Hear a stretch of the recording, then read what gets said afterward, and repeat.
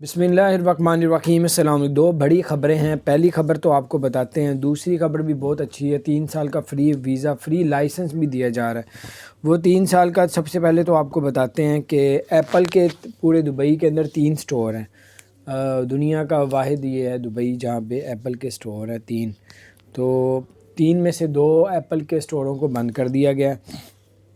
یہ بند کیا 13 جنوری تک۔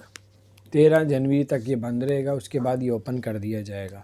تو یہ دبئی مال کے اندر ہے اور بھی مختلف جگہوں پہ ہے، تو وہ بند کر دیں۔ 2 آؤٹلے بند کر دیں، ایک چل رہا ہے، 13 جنوری سے اوپن ہو جائے گا۔